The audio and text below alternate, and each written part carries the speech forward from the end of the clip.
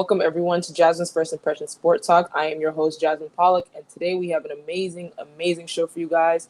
I am with the amazing Sacha Thomas, who is a diversity coach and consultant, and we're going to be talking about a lot of great topics today and get into some nitty gritty. So let's get started. Welcome to Jasmine Pollock's First Impression Sports Talk, the fastest growing sports talk show in the country. And now, here's your host, Jasmine Pollock. Welcome back, everyone, to Jasmine's First Impression Sport Talk. And like I said before, we have the amazing Sacha Thomas. And let's get started. So, Sacha, tell us, the audience, a little bit about yourself and what you do and just how you're a Ravens fan. Hi, Jasmine. Nice to be here. Thank you. Again, Sacha Thompson is my name, and I am a diversity coach and consultant. I've been in the D.C. area, since 2001. How did I become a Ravens fan? I think the very first NFL game that I went to, it was a Ravens game back in the day. And actually one of my classmates, his brother had gotten drafted by the Ravens. So I was like, okay, I know somebody that's on this team. And actually started, just fell in love with Tony Saragusa. I think that was the first player that I was just like, I like how he plays. And then became a huge Ray Lewis fan. After that, Ed Reed, and just kind of stayed with the team, had the opportunity to meet the owner several years ago and just love what they're all about as an organization. That's really cool. I actually do like the Ravens, but I'm a Packers fan. So it's just, I'm a huge Packers fan. So speaking of the Ravens, so far they're 6-2. What do you think about them right now, how they look this season, how Lamar's been playing? Lamar's been Lamar. I think so many people have questioned who he was. He's not a quarterback. He's a running back that just happens to be able to throw the ball. So I think he's been silencing a lot of his haters lately. What I appreciate about his game this season is he seems to be slowing down, and he said that, right? Like the game is slowing down for him. He can see more of what's on the field, and he could take some risk. I think that, being a Ravens fan for as long as I've been a fan, it's always been about the defense. And this is probably one of the first or second years that I have said, okay, the offense, we have a little something going on here. Mm-hmm. And it was just a little disappointing, at the start of the season to have so many injuries on offense. But it's been, it's just been good to see that despite the injuries and everything that's been going on, they've been able to coalesce and really come together as a team.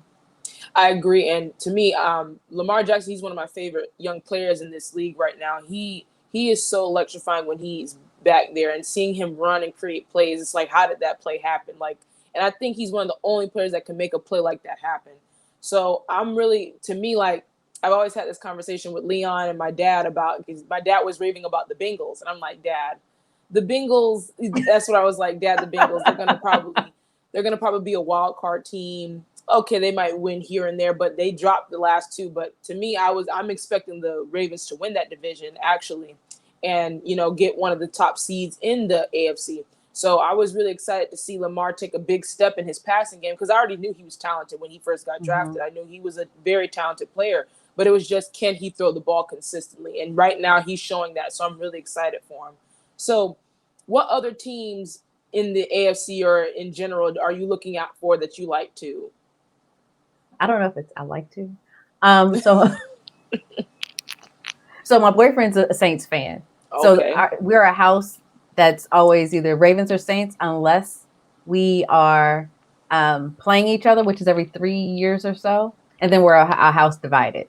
But I definitely watched the Saints. I, was not sure what was going to happen with Drew retiring, because he's been such a pivotal part of that offense and just a part of the culture of that team for so long. But Jameis seems to be stepping in there and getting, that leadership ability until his injury. So, we'll see what happens there. But, if the Ravens aren't playing, the Saints are playing Gotcha. in this house. It's kind of the only two teams. Of course, the Steelers, just because they're within the division. Mike Tomlin went to the same college that I went to, so he was a senior my freshman year. Oh, wow. So all of my friends from college are just like, you should be a Steelers fan. And I'm like, I was a Ravens fan before he got to the Steelers. Like, right. I'm not going to be a fair weather friend. But I had a high school friend that actually played for the Steelers too. So they're always been kind of on my radar. But, so definitely was watching the game last night with the hopes of, I need them to lose this because I need them to just stay down within the division. But, got to cheer for my William and Mary connection. Right. Too. And I agree. Like, me, like my mom, she doesn't like the Patriots and the Steelers and the Bucks are like her. She does not like them. My dad is a huge Bucks fan, which obviously that doesn't work. So, I think my least favorite team has to be Dallas. Like, I really do not like Dallas. But, they're having a good season, so far. They have a lot of good, weapons around them. They're on defense, offense. They're starting to click, even though they lost pretty badly on Sunday against the Broncos. But for me, I just think, it's so amazing to see a lot of these young players play and playing at a high level. Like, it's all across the board. A lot of great young players are playing very well. So I'm really happy to see that. But I want to dig into the other side. John Gruden. We saw him, recently get fired or released, what have you, from the Ravens or the Raiders. And I wanted to know, like, what was your take on that and, just how this team is rallying around that? Because I know they're going through a lot. Yeah. It's been interesting, and I'm still trying to follow some of the story of what's happening. I know there's talk of him suing the Raiders and potentially the NFL. Part of how Leon and I connected with this was I compared it to just corporate America, right? Like, and I did a post on, like, who are the John Grudens within your organization? Meaning that he's the one that got caught, but he's not the only one that's involved in this. And if there's 65,000 emails that are a part of this, he wasn't just sending 65,000 emails. There were responses. There were people, that were all involved, but he's the named one, right? He's the lowest hanging fruit. And let's just pluck him away and say that's the problem. That's not the problem. The problem is the overall culture and what's been allowed over a series of time. And so it's been a power play. So it's been very interesting to just kind of watch that happen. And, one of the conversations that came out of that was, yes, he made mistakes, but he's very talented. And so should he be thrown away because of his talent? And I'm like, how many of us ask that question at work, right? How many people, and I know several that I've kind of worked with through the years, where they were great salespeople or they were great technologists, but they were not the greatest people, right, in the world or folks to work with. But because they contributed to the bottom line, people tolerated the behavior. And so that becomes the culture of the organization.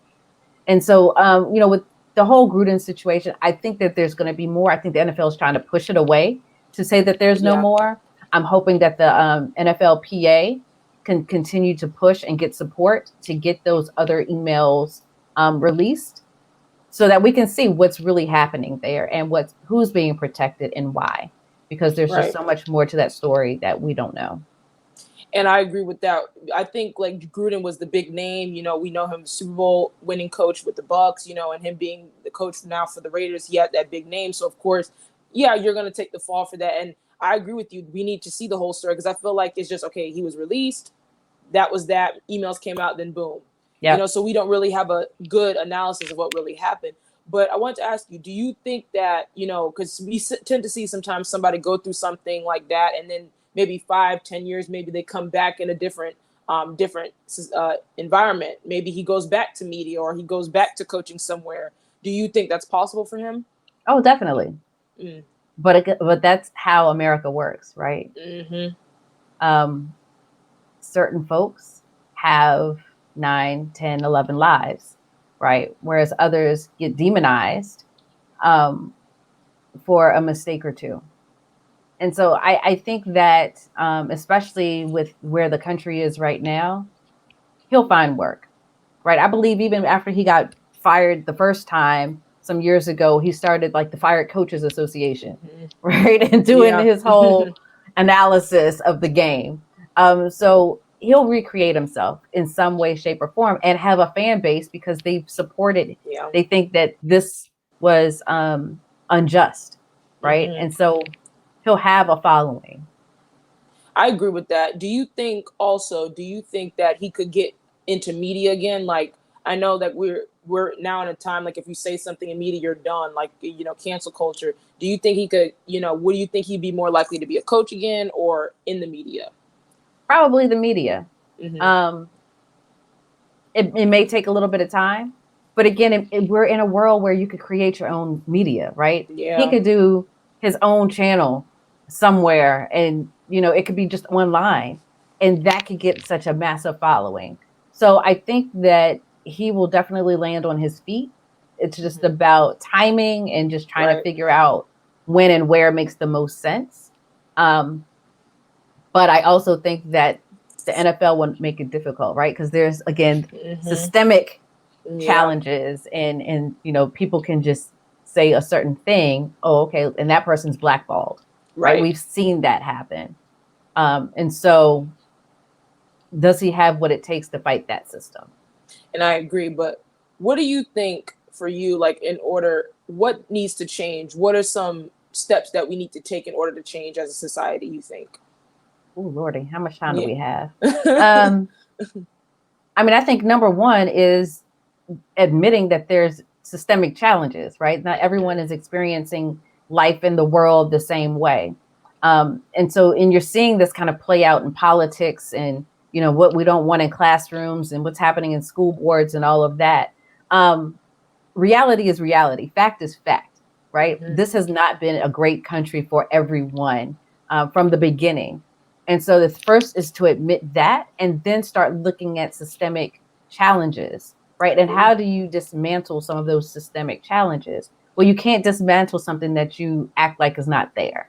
Right. Right. So you have to admit it, right? That's usually like an AA or some of these other step programs. You have to admit that you have a problem. Absolutely. And America has not admitted that there's a problem. So I think that that's number one. Number two is for those that are in positions that are actually calling out some of these injustices, like the Colin Kaepernicks of the world, we don't blackball them, right? Like, okay, what is being said? What are we really trying to understand here?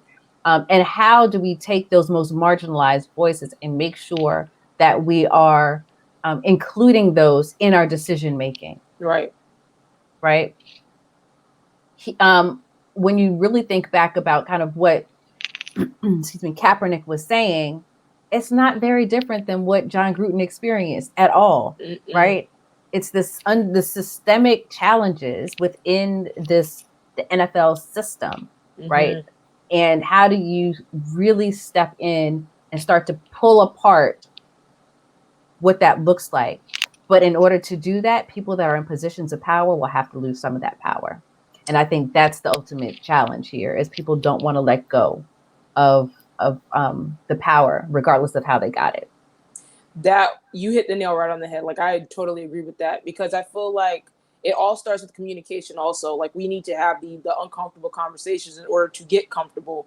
I feel like that's what we're lacking right now, is just people, being able to have a conversation and sit down and really dig deep into what's going on in the society. Even in sports, it's happening a lot in sports, in that it goes unseen and unheard. And we need to have these conversations in order for people to feel comfortable, for everyone to have, their feelings respected, their opinions respected. And that's just what the issue is right now to me, is just lack of communication and not having an open mind to other people and what, the possibility of what happened or what is happening to other people, even though you're having a good time or you're having a, easy way. where others didn't have that, you know. So I think that's the issue right now of people not having open-mindedness. But I want to get to Aaron Rodgers. Now that's my guy. Ooh. He's my, you know, my quarterback. I want to ask you, what do you think about this whole situation? Like, what is your take on it? You know, I'm still unpacking a lot of it. I think a lot of people feel that, you know, he lied. Mm-hmm. And I wouldn't say that he lied as much as he didn't tell the whole truth, right? Mm-hmm. Like he skirted around. But that's what we do. That's what America, that is probably the most American thing, right? Like, how do you spin this Mm-hmm. in a way that gives people an answer without really giving them an answer, Right. or without really telling them the truth, Mm-hmm. right? He didn't do anything that so many people don't do anyway. Right. That being said, I think that because of who he is and the position that he holds, he is a role model. Mm-hmm. And not just for kids and, you know, those outside, but for other players. And so for him to tell a version of the truth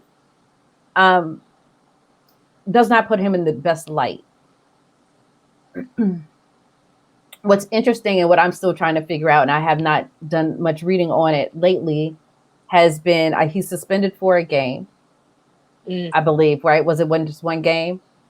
Yeah, because he got sick and I think he couldn't play. Yeah. Mm-hmm. Right, because he was right. Mm-hmm. So he was out that game. I can't say suspended. Yeah. Mm-hmm. He was out the game, but they're thinking about suspension, Mm-hmm. I think is what I read. Yeah.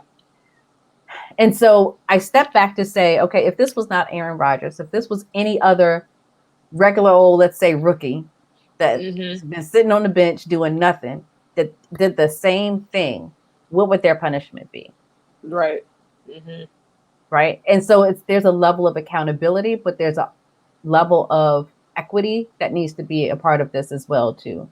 Mm-hmm. Right. And just because he's Aaron Rodgers, does that put him in a position where he's exempt from the punishment that somebody else would get? Mm-hmm. I don't think so. I think that he needs to get exactly what everyone else would get. What's interesting is throughout time, we know that quarterback position, they get a level of immunity. Yeah. In all aspects. I won't even just say with COVID, with several aspects. There's a level of immunity there that is not afforded, especially white quarterbacks, that is not afforded to other players. Mm-hmm.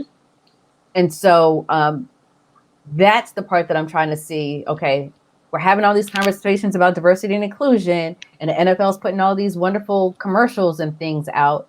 What does equity look like in this space as you're looking at bringing down decisions about if players play or not during this time of COVID, right? So that's kind of what I'm waiting to see play out. Like, how are they going to hem and haw to say, oh, well, you know, we need him to play, and oh, he didn't do this, but what are the rules? And the rules can't change, you know, just because it's Aaron Rodgers, right? So that's I just want to see it play out. Yeah, to me, like as a Packers fan, so you know, of course, I'm upset because he didn't play. Like, I'm like, oh my gosh, that's our quarterback. We're trying to compete, you know, things like that. For me, what I got from the whole situation was, because I remember the interview where the reporter asked him if he was vaccinated. I remember that because I watched like clips of it because I watch everything Packers. He said, "Yes, I am immunized." That's what he said. Yeah, and to me, I feel like to the media, I think at that time it was such a hot topic. It still is, very much is. But I feel it was such a hot topic to where I think it was like a brush off, like, okay, you know, yeah, I did, but I didn't, you know, just, you know, leave me alone, that kind of thing. And I feel like he misled the media. But I feel like as a team, because even in the reports that, you know, the team knew, the NFL knew, and he still followed, like for unvaccinated players, he still followed the guidelines of what he should and shouldn't do in order to not, you know, cause any issues with that. I feel like with the media that I saw, and I felt like I seen a difference between him and Kyrie Irving. I feel like Kyrie Irving, they're literally going hard on him. Absolutely. Like, and of course it has a lot to do with, okay, what he's done in the past or what he said, which, you know, it's ridiculous. It's ridiculous. And I feel like for Kyrie, you know, oh, we're taking his money, he's getting fined this, he's gonna, you know, we should do this to him, should do this to him, and things like that. And I feel like there's a lot of differences with that, but at the same time, we should all be treating these, you know, the same way. It shouldn't be any different because they're both very important players. Kyrie Irving's very important to the Brooklyn Nets, and obviously Aaron Rodgers is important to the Green Bay Packers. So I feel like there's a lot of differences with that. And I do want to see how this plays out and see how it works. I do think he misled, but at the same time, I feel like personal health should be, you know, a private thing. I do. I think that's where it kind of blew up, but I think we were more shocked that he didn't get vaccinated rather than him getting actually sick. So I feel like that's the whole issue with that. But Sacha, that wraps up today's show. I want to thank you so much for joining me. That was Thanks a great for having conversation. me, Jasmine. Yes. I really enjoyed it. Thank you so much. And thank you, the audience, for showing your support and just, you know, continuing to uplift me and just give me ideas. Thank you, Leon, for the production and for you to make this experience happen. I'm very thankful. So you guys, I will see you on Monday, 8 p.m. Eastern Standard Time for more Jasmine's First Impression Sports Talk. Have a good day.